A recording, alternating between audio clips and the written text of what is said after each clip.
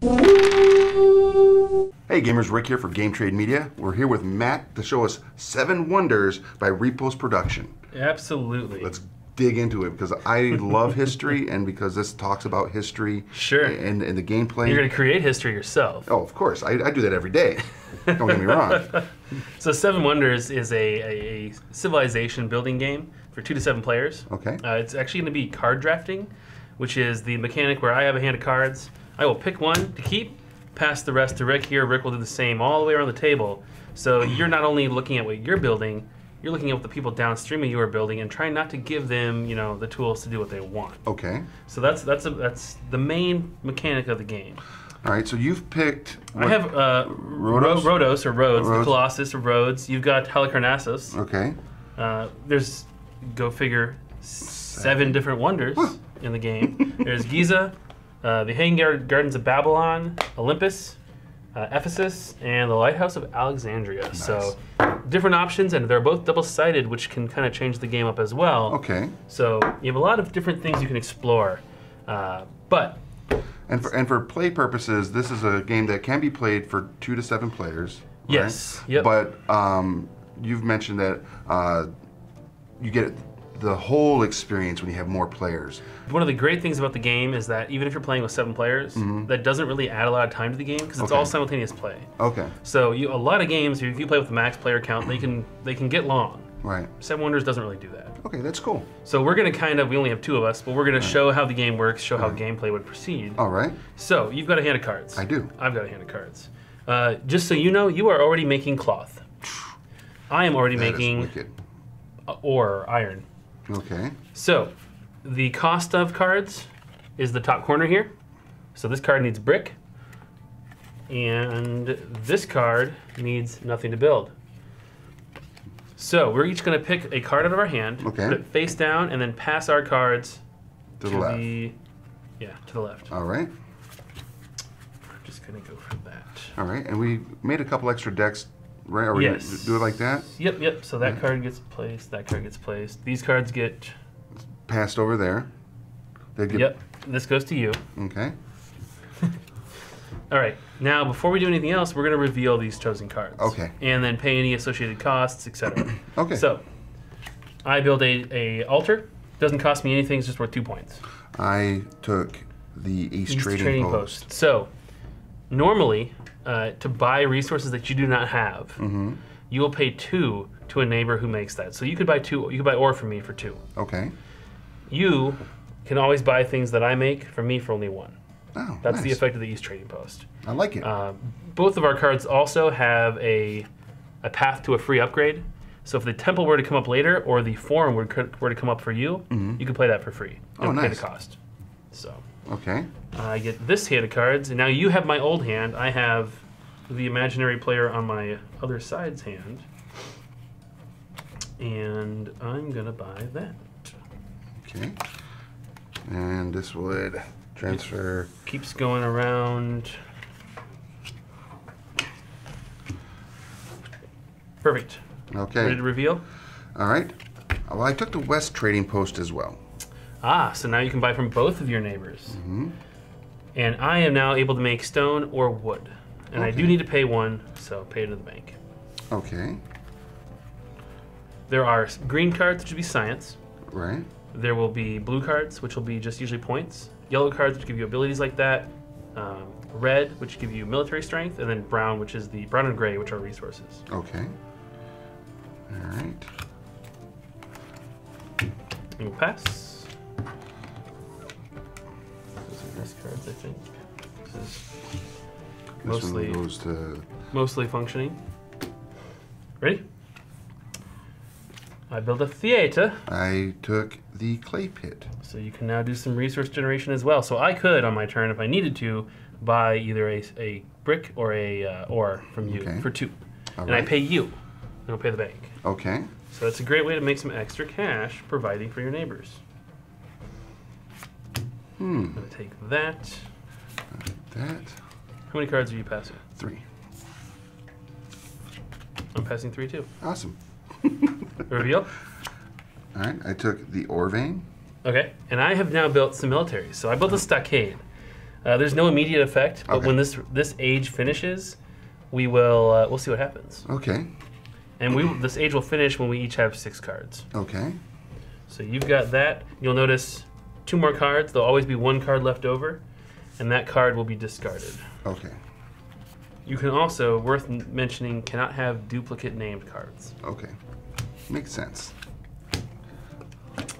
I continue to invest in the civic infrastructure with a lovely set of baths. And what about you? I went with the loom. So you're now making even more cloth.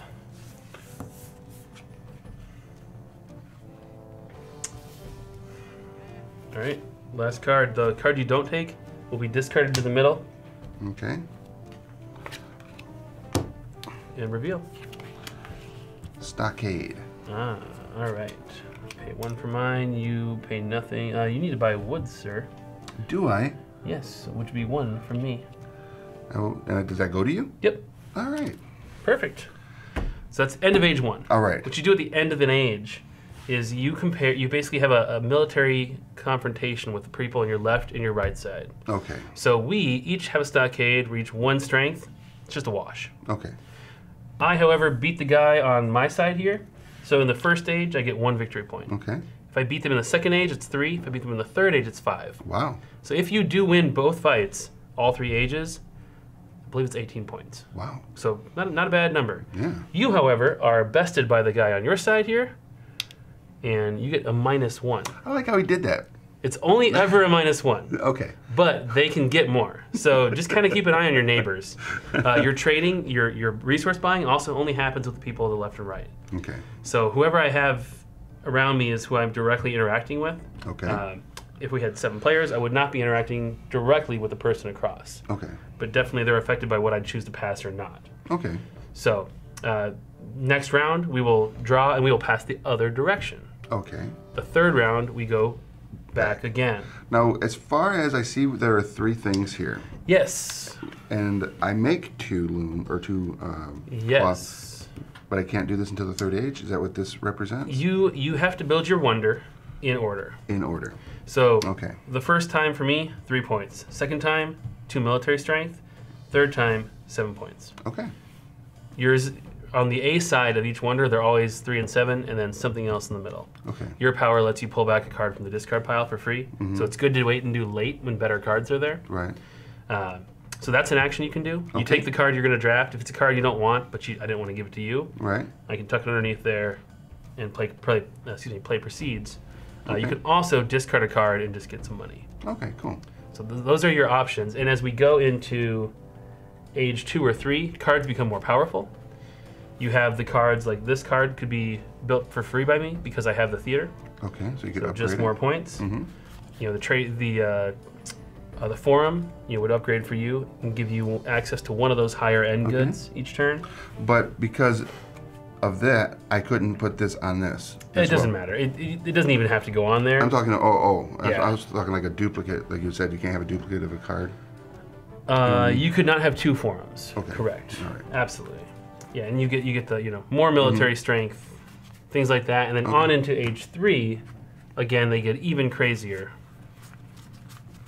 You've got points for all the wonders you've built. You've Wow. got money for all the wonders. You have things that affect other players in the game too. Okay. At the end of the game, you add up whoever's got the most points, Okay. and they're the one that wins. So as you saw that- with our Is that as far as victory points, or is there a military condition as to that? victory points. Victory points. Victory Okay. points. There is no sudden death sort of victory. Oh, okay. Because you think in this, Seven Wonders kind of recreates multiple different civilizations that are Right. all kind of vying for Okay. supremacy. And, in the ancient world, you couldn't launch an invasion across the ocean and mess with the guy across the table. Right. So you're only interacting with those 2 on either side of you. Okay. And, subjugating them is great. You can get 18 points out of it. That's not a bad deal. But the danger in especially Seven Wonders, while you're doing that, that guy, that civilization that you just crushed is just piling up green cards. And green cards in Seven Wonders, science scores in a very interesting way. So there are, I believe, 3 symbols. A set of symbols is worth 7 points. Okay. The each symbol you have is also worth the number of cards squared. Okay. So it's a little bit, the first time you do it, you gotta do some math. Sure, but then it becomes more intuitive. So that's 9, 10 points. Yeah. If I had one of the other symbol, the wheel, there we go, the gear, that's 9, 10, 11, plus a set, 18. Oof. If I have 2 more here, 9, 4, 4, set. Right.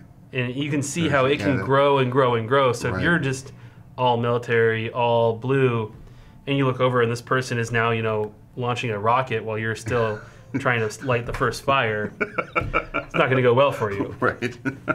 That's one of the things that I love about Seven Wonders is that there are really multiple viable strategies. Okay.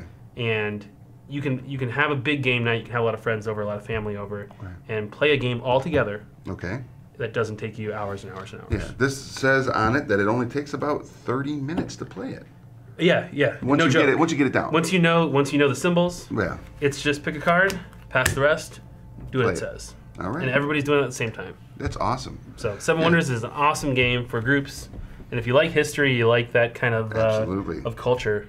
It's a good choice. And this is available now at your local game store. It is indeed. If you are just now seeing this and hearing about Seven Wonders, or if you've seen it and you just haven't picked it up yet, now's the time. With the holidays coming up, you're going to want to go out, pick up a new game, play it with your friends and family during the holidays, and not during the holidays, anytime, all the time, because we want to play more games always. And this is the 7th anniversary of Seven Wonders. So there's actually there'll be some expansions and goodies coming out to celebrate that. All right. So there you have it. So go to your local game store, become part of the gaming community there, learn all about awesome, cool stuff. Watch us here on Game Trade Media all the time so you don't miss anything amazing. Matt, thank you for your time. Absolutely. And I'm Rick here for Game Trade Media, and we'll see you at the game store.